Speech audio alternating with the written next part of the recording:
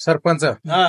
शर्यतीचं मैदान ठेवायचं आपल्याला ठेवायचंय तर आणि तुम्ही ठेवायचंय तर ना मोठं मन करा. तुम्ही जर एक 10,000 बक्षीस लावा, अहो देतो की आपण मैदानासाठी तुम्ही 10,000 लावा, हम्म. तुम्ही 5-7,000 लावा, हम्म. तुम्ही 5,000 लावा, सगळे नियोजन मी करतो. पण तुम्ही कधी घालणार तुमचं काय आहे का नाही अहो त्यांच्याकडे डिपॉझिट येतंय की डिपॉझिट घेऊ की अजून आपण डीजे बिजे लाव 3 चाका डमडम गाण लावाय तुम्हाला तो धिंगाणा सगळ्या गावात करायचा. अहो, गावाचं नाव झालं पाहिजे आपल्या. तुम्ही पण लावा 4 रुपये मग अहो मी या थोडं असते सांगा बघू बरं.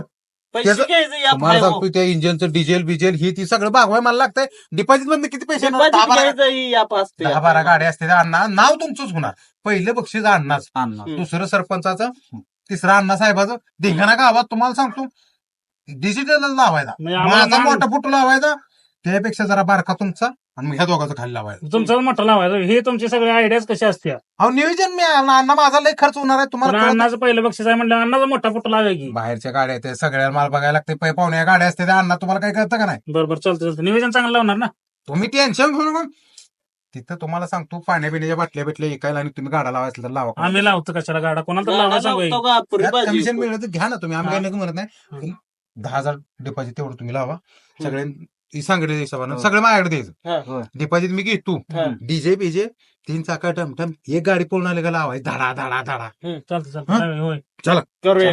पैसे तेवढं काढून आधी जुळणी ठेवा. होय, होय. चला